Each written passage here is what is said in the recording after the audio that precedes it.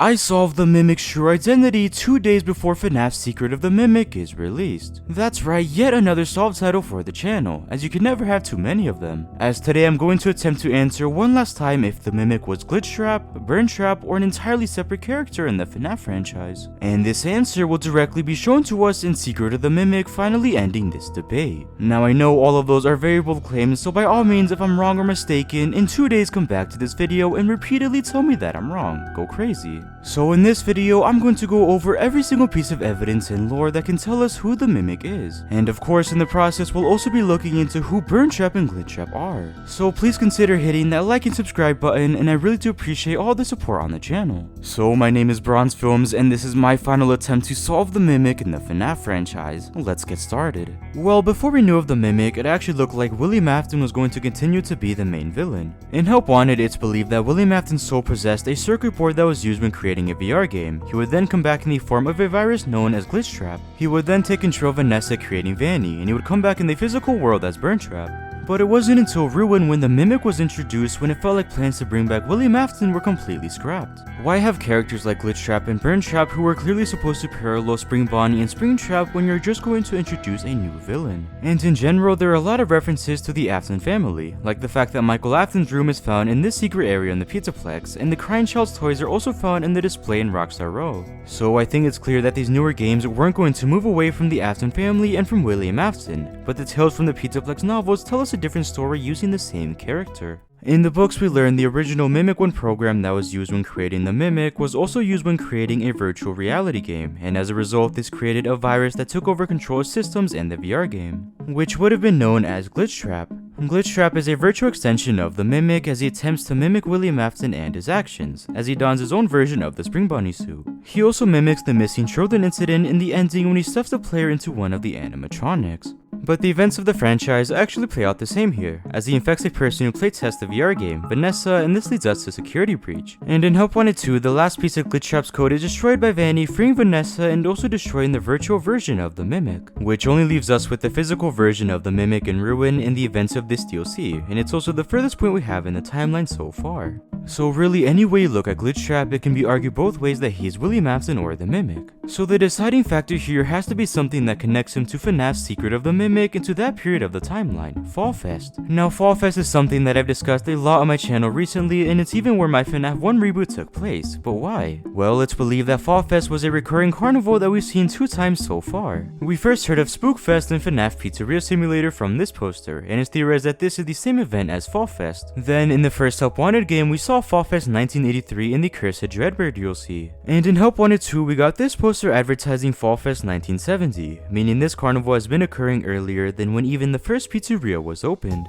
Based on the Carney and Carousel minigames, which most likely take place within Fall Fest, there's a clear circus theme which had led fans, including myself, to of course connect this carnival to mascots. Mascots that we saw at the end of Ruin in the Mimic's lair. Here we saw an elephant, a bird, and a lion costume the Mimic wears in the Scooper ending, all circus-themed animals that also appear to be decades old, which would match perfectly with when Fall Fest 1970 took place. So we have a carnival and mascot suits. So what's the missing piece of the puzzle that connects everything? Well, that's of course FNAF's Secret of the Mimic. Right when this game was announced, we learned it would take place in 1979, around the same time as Fall Fest 1970, and we were also introduced to Jackie, a clown-based animatronic the Mimic will don that we can of course relate to a circus theme. Then we got the FNAF Help Wanted 2 update, that not only showed the White Tiger plushie, possibly confirming the books are canon, but we also learned of MCM, the location where Secret of the Mimic will take place. And with the release of the official trailer, everything finally clicked in place as we got many first looks at mascot costumes. Mascot suits that the Mimic will jump to and from, as we saw him in the exact same elephant suit from Ruin, a blue mushroom suit, and even a mascot version of the White Tiger plushie. So MCM, or Murray's Costume Manor, is the company that created carnival products like the mascots for Fall Fest and for Fazbear's Entertainment.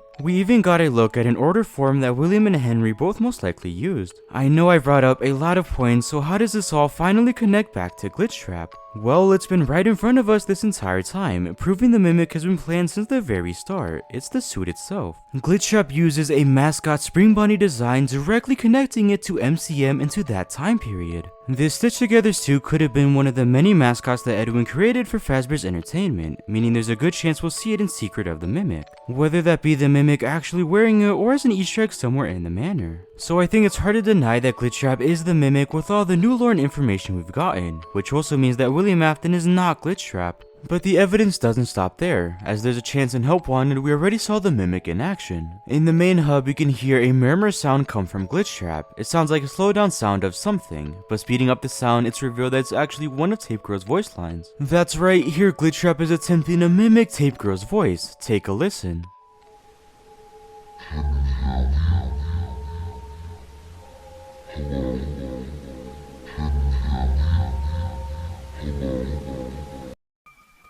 Can you hear me? Hello? Can you hear me? Hello? Can you hear me?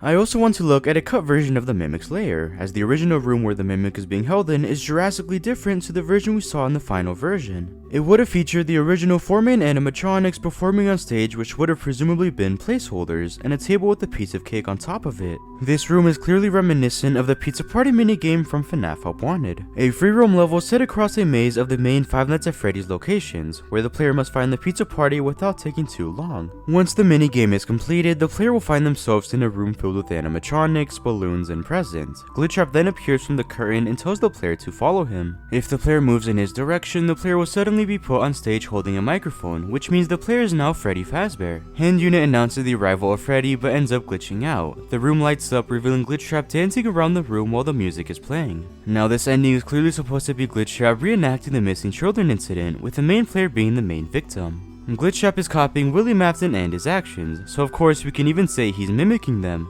So the Pizza Party minigame where Glitchtrap is the main focus in is the exact same setting and location that is found right outside the Mimic's lair, and this is no coincidence. I think this is directly confirming that Glitchtrap is and has always been the Mimic. Why else have a one-for-one replica of this room where the Mimic is found if it's not to tell us something? But now let's look at another piece of evidence in the form of the Princess Quest minigames. Here in this level we get this image from what looks like to be a cave, where we find blue mushrooms and blue water. And where else in the games is the only other place we can find blue mushrooms and water? Well, that's of course the caves from Ruin that Cassie goes through to find the Mimic. These are clearly supposed to be the same, and I believe the minigames parallel the events of Ruin. The princess or Cassie go through different levels defeating parts of the code, even going through caves with blue water and blue mushrooms, until they reach the end where they find the virus itself, meaning the virus from Help Wanted is the Mimic. So it looks like Stu will always had some idea of this character and even had small details planned like the caves we could find before encountering the Mimic. And what further proves this point is a piece of cut content from Help Wanted, which is this Spring Bonnie model. This is actually our first and only official model for Spring Bonnie, as up to this point we only had Springtrap and Spring Bonnie sprites from minigames. In this game, Glitchtrap would have originally been Spring Bonnie, who we obviously know is William Afton himself. So before this was cut and replaced, it did look like William coming back as a virtual virus was a possibility and something Stu had considered. But ultimately it was changed to Glitchtrap, a stitched together suit that once again confirms he's the Mimic. I also just think there was a very specific reason to why the original Spring Bonnie design was scrapped and changed to a stitched together suit. It was to make it different from William Afton and to relate it to something we wouldn't know about till years down the line. So although we can confidently say the Mimic is Glitchtrap, what about Burntrap? Five Nights at Freddy's Security Breach and its DLC, Ruin, introduced 2 new villains and antagonists that have caused a lot of debate within the community, Burntrap and the Mimic. Specifically, it's widely debated if these 2 villains are supposed to be the same character or if they're supposed to be 2 separate entities. Although at this point in the franchise, the consensus among the community is that they are the same character, but I believe this is wrong and I think they were always meant to be separate. But why? Well, Burntrap was featured as one of the antagonists in Security Breach and was even featured in his own ending. In this ending, Burntrap is revealed to be kept in a charging station in a pizzeria under the Pizzaplex, the same pizzeria from FNAF 6. He attempts to take control of Glamrock Freddy using monitors and attempts to capture Gregory for some unknown reason, but he was ultimately defeated when Gregory burnt him and the pizzeria down using burners that were in his room. But it's worth mentioning that the Burntrap ending isn't actually canon, meaning he was never burned in that pizzeria, but this still means that he was down in the sinkhole and inside the charging station at one point. Burntrap has a physical appearance that resembles both Springtrap and Scraptrap. His suit is olive and dark yellow in color with an exposed human jawbone with teeth. His endoskeleton resembles a combination of the Glamrock animatronics and a Springlock endoskeleton. His eyes are pitch black with purple glowing pupils. His right foot's endoskeleton is completely exposed while his left foot still has its costume covering. Mimic on the other hand was featured as the antagonist in the Ruin DLC and was also featured in all 3 endings. In Ruin, the Mimic lures Cassie down to the bottom of the sinkhole where he is trapped using a walkie-talkie while mimicking Gregory's voice. He is then freed by Cassie and begins to chase her before Roxy steps in attempting to stop him. She ultimately fails as the Mimic begins to chase Cassie throughout the caves of the sinkhole, but she is able to escape in an elevator before it is cut by Gregory to prevent the Mimic's escape, ending Ruin. The Mimic has a smaller squared-off head similar to older classic endoskeleton models with teeth similar to the daycare attendant's endoskeleton teeth. Its right hand also resembles the classic endoskeleton one with 4 fingers on it, while the left hand resembles the one Burntrap has. Both its legs are also different from one another. The left leg has some sort of wiring encasing it and looks similar to Withered Bonnie's leg, while the right one resembles Spring Bonnie's. So why do fans believe that these 2 characters are similar when their designs aren't that identical? Well, when looking at the evidence, there's actually a lot supporting this idea. So starting by comparing them side by side, there doesn't seem to be a single similarity at all, but when we start to look deeper, that's when the similarities are obvious. When looking at their legs, they both don't match. Both of their left feet have a different foot than the right one, and both of their left feet only have 3 toes. Both of their left arms have 5 fingers and their necks are also slightly similar. And finally, they both have a similar pose where their left arm is raised but their wrist is flat. But in terms of differences, in the Tales from the Pizzaplex novels, we learn that the Mimic can shift its body to fit into different mascots and costumes, meaning the Mimic would be able to change its body in Security Breach, which is why he's shorter and wider as Burntrap. But the evidence doesn't stop with their designs. There's a lot more in Ruin and with the simple handprint. When looking at the video, How Ruin Secretly Solved the Burntrap Debate by Underscore, in this video he goes over how there's this new texture in the vent leading to Burntrap's room as it depicts his right arm scratching the vent. I recommend watching the full video here to understand the full context, and it's also just an amazing theory. But looking back at the texture, it's also in the vent leading right to the Mimic's room, leading him and others to believe that both textures were left by Burntrap, who would also be the Mimic. The reason the second texture is even there is because Burntrap or the Mimic left it there when he was trapped by Vanessa and Gregory. Alongside the claw mark in the vent leading to Burntrap's office, we also see this purple glow effect in the vent, and I think this is Burntrap leaving behind a trail. And we also find the same purple glow effect in the Mimic's room. When brightening the cutscene where the Mimic is revealed, we actually find a very similar purple glow to the glow in the vent. And if this was Burntrap leaving behind a trail, then he also left it in this room, which also most likely means that Burntrap is actually the Mimic.